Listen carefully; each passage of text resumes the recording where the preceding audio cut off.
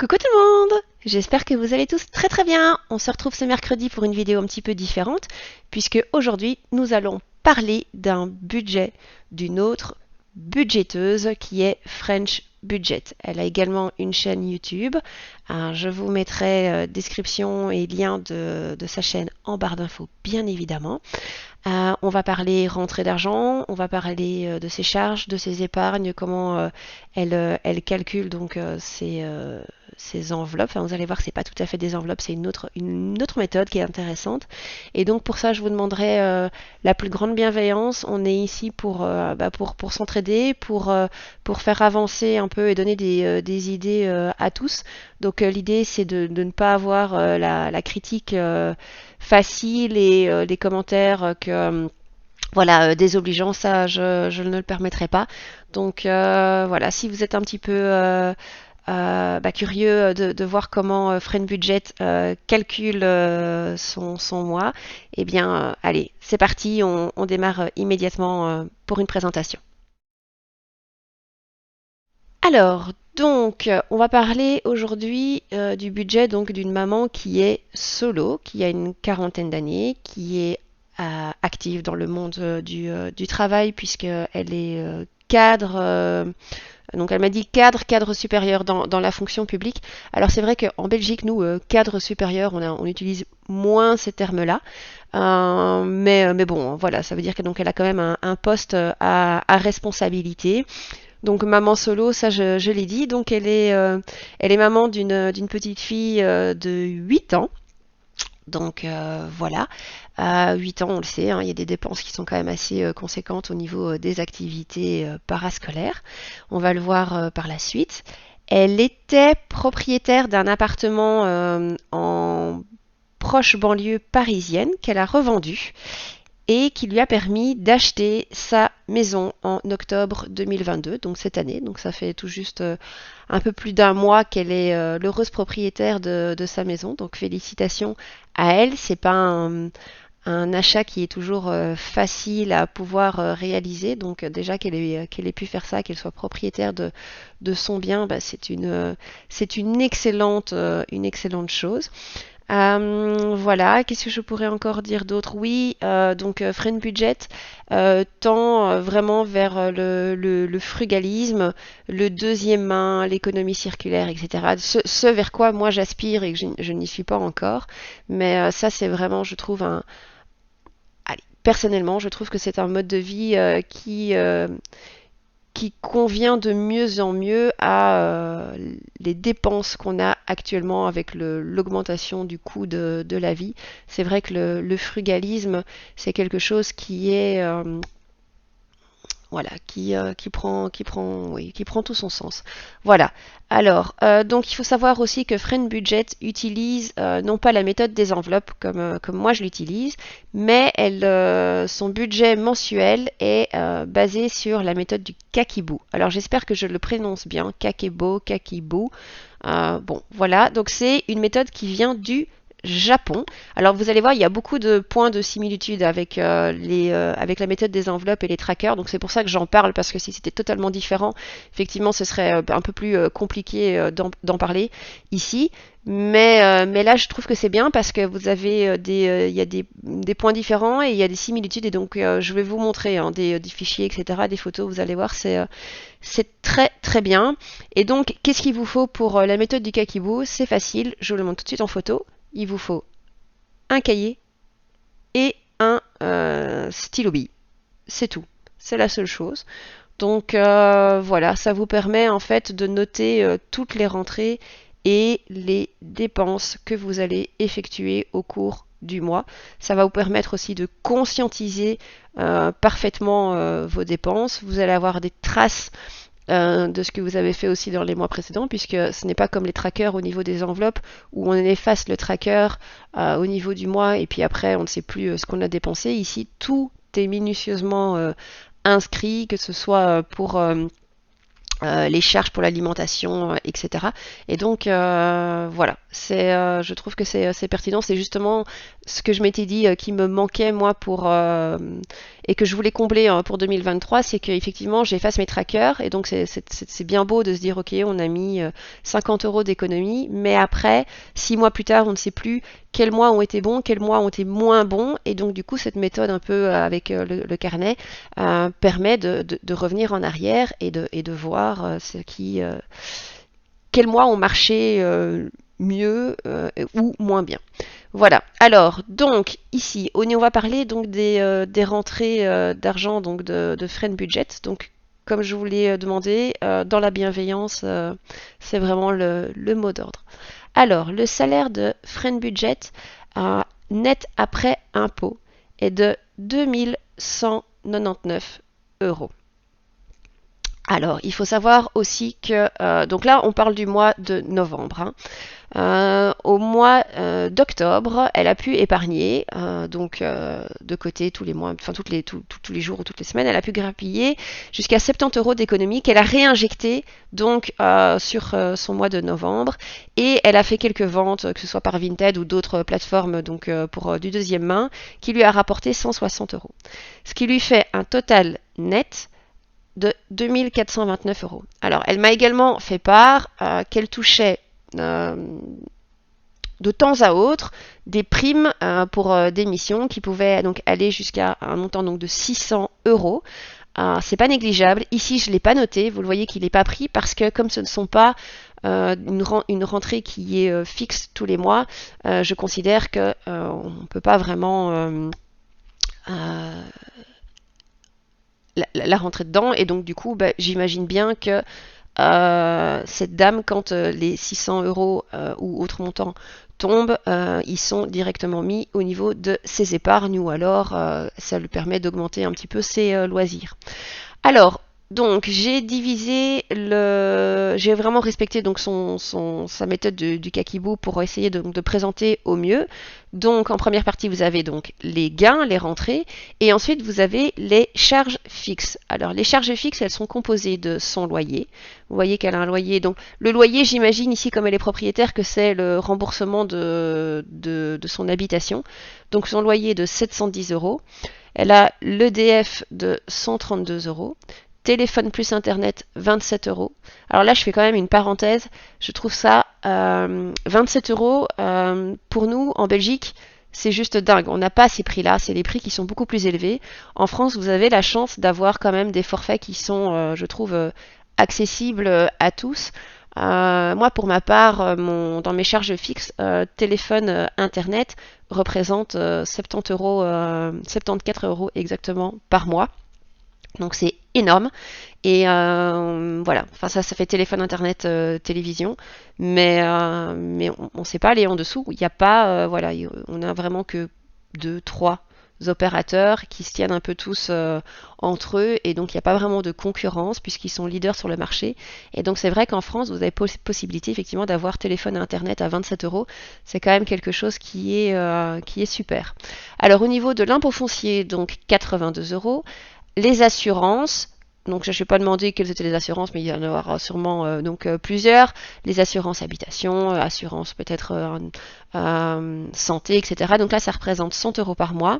Alors ce qui est super, c'est qu'elle a mis une PEL pour sa fille, donc à raison donc, de 25 euros, mais 25 euros tous les mois de côté. Donc ça, c'est vraiment extra, puisque du coup, sa fille va pouvoir, quand elle pourra toucher son épargne, avoir un petit quelque chose pour débuter dans la vie et ça c'est vraiment top. Alors au niveau de la banque, il y a 10 euros par mois donc qui sont compris donc dans ces charges. Vous avez également Spotify qui représente 10 euros et la cantine donc pour sa fille qui représente 30 euros. Alors j'ai oublié de le dire mais c'est quand même important. Vous avez vu donc je rebondis par rapport à la cantine. Donc cette maman donc est séparée donc du papa de sa fille, mais comme ils s'entendent bien, les charges sont vraiment réparties entre eux et donc ils arrivent à bien répartir les coûts qui concernent leur fille. Donc il y a pas de pension alimentaire, mais en revanche, tous les frais qui concernent sa fille donc sont répartis. Et donc ça, je trouve que c'est quand même quelque chose qui est super. C'est devenu malheureusement très rare. Et voilà, la vie fait que quand on se sépare, si on peut bien s'entendre, c'est quand même une bonne chose. Là, apparemment, c'est le cas. Donc ça, c'est vraiment, c'est top. Donc au niveau des charges fixes, on est sur un montant global de 1126 euros. Alors, il faut savoir aussi que Friend Budget, d'entrée de jeu, met une épargne à long terme de 650 euros. Alors, qu'est-ce que son épargne à long terme? Il y a différents postes qui sont inclus dedans. Il y a les travaux, voiture et études pour sa fille plus tard. Donc au niveau des travaux, elle s'est mis un objectif de 8000 euros. Donc j'imagine que voilà, effectivement, quand on achète une maison, il y a souvent des travaux à refaire, que ce soit de la rénovation, des travaux qui sont plus importants de remplacer des châssis, une chaudière, ou alors juste embellissement au niveau de la peinture. Donc voilà, c'est vrai qu'on n'a pas toujours l'argent pour faire les travaux tout de suite, et donc il faut qu'on puisse épargner pour pouvoir y arriver. Donc c'est ce que Friend Budget fait. Elle s'est mis un budget de 8000 euros, et pour le moment, les 650 euros de son épargne à long terme vont directement dedans. Alors, elle a donc aussi mis dans son épargne à long terme la voiture et études de sa fille. Pour le moment, il n'y a pas de, c'est pas rempli, mais c'est quand même, on va dire, inclus dans cette catégorie-là. Donc ça veut dire que si on prend les rentrées, moins les charges fixes, moins son épargne à long terme, nous sommes sur un restant à vivre de 653 euros. Donc c'est pas folichon, un reste à vivre, parce que là-dessus il faut encore donc pouvoir il faut pouvoir manger, il faut pouvoir sortir, loisir, s'occuper. Enfin voilà, French Budget expliquait que elle aimait beaucoup partir en vacances. Tout ce qui était culturel était vraiment important pour elle. Donc effectivement, il faut bien catégoriser toutes les dépenses.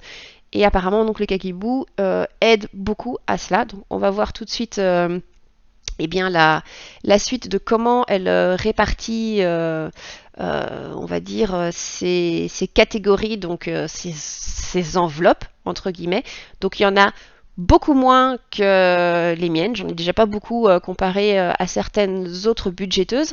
Mais là, la méthode du Kakibou, c'est vraiment sur 3-4 axes maximum, qui est l'alimentation, les loisirs, l'épargne, donc là ça va être son fonds d'urgence, et l'essence. Donc au niveau de l'alimentation, voilà, French Budget prévoit donc un budget de 300 euros mensuel. Alors, j'ai pas de détails au niveau de la garde de sa fille, et parce que ça me regarde absolument pas. Mais c'est vrai que bon, 300 euros pour un mois, pour deux, voilà, je trouve que c'est bien, c'est un bon budget. Et maintenant, à voir si sa petite pitchounette vit avec elle tout au long du mois, ou si la garde est partagée, etc. Ça, j'ai pas le détail par rapport à ça. Je vous avouerai très sincèrement que j'ai pas posé la question, parce que je considère que ça me regarde pas du tout. Mais je pense que 300 euros pour deux personnes pour un budget par mois, c'est bien. Je trouve que c'est confortable. Peut-être moyen en fin de mois de grappiller un petit peu. Et de mettre des petites épargnes de côté. Au niveau de ses loisirs, donc les loisirs, ça comprend le shopping, le ciné, enfin voilà, toutes ces petites choses-là. Elle prévoit un budget donc de 100 euros par mois. Au niveau de son fonds d'urgence, elle a prévu 120 euros. Donc ça veut dire qu'en début de mois, elle met 120 euros dans son fonds d'urgence, que je trouve qu'il est une excellente chose. Voilà, elle se permet pour le moment de piocher dedans si le mois n'est pas atteint. On va dire, si elle n'a pas réussi et qu'il y a des trous, elle pioche dedans. Mais comme elle a déjà mis de l'épargne, elle a mis 650 euros d'épargne. Bon, voilà, je trouve que c'est déjà quand même une excellente chose.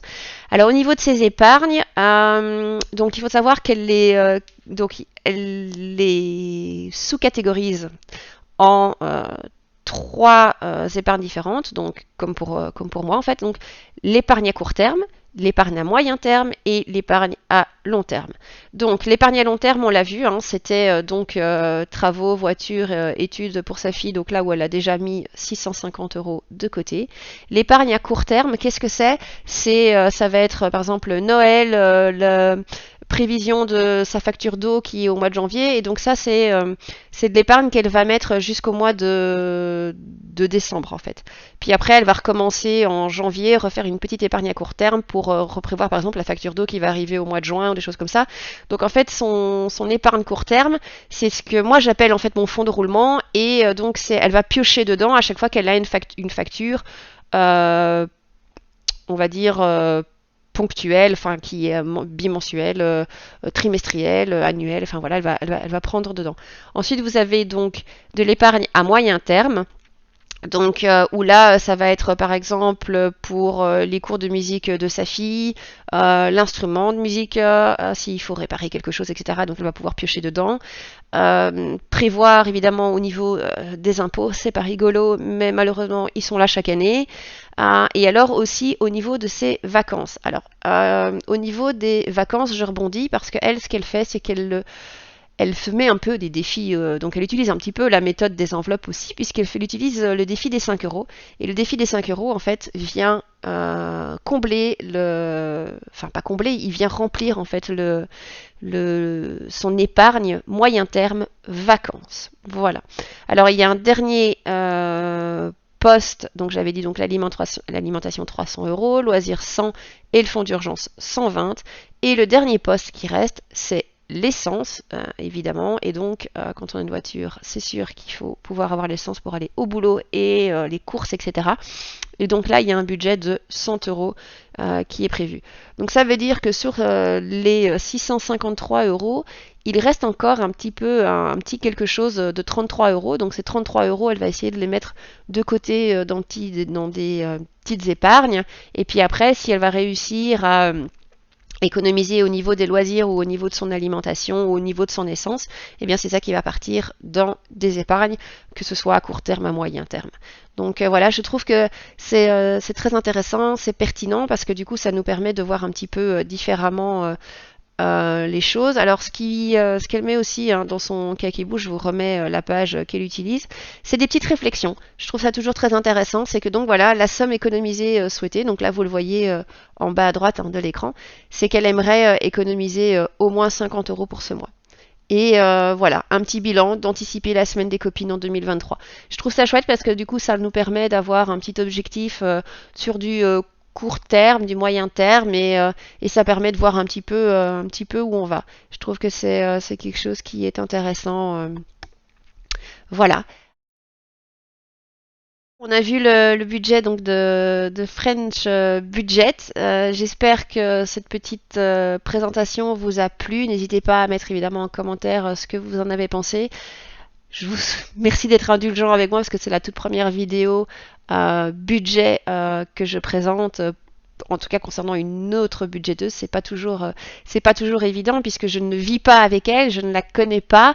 On a échangé par email et donc c'est vrai que voilà, c'est pas toujours évident de se mettre dans la peau de quelqu'un d'autre et d'essayer enfin d'arriver à comprendre comment la personne vit, comment la personne est et comment la personne aussi perçoit les priorités qu'elle a au niveau de ces catégories. Il y en a qui vont prioriser beaucoup plus l'épargne, d'autres qui vont prioriser les loisirs au niveau des sorties des enfants, etc.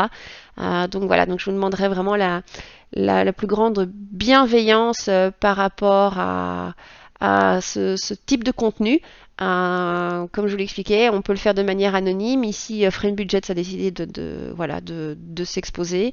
Je vais bien évidemment vous mettre le lien de sa chaîne en barre d'infos, comme ça si vous êtes intéressé par cette méthode Kakeboo qui est un petit peu fatalement différente, mais qui a quand même, comme je vous l'expliquais, des petits points de similitude, eh bien n'hésitez pas à vous abonner à sa chaîne et à aller voir. Je trouve ça très pertinent. Personnellement, ça me donne beaucoup d'idées pour 2023. Je trouve ça chouette. Il y a des traces qui restent. Et voilà.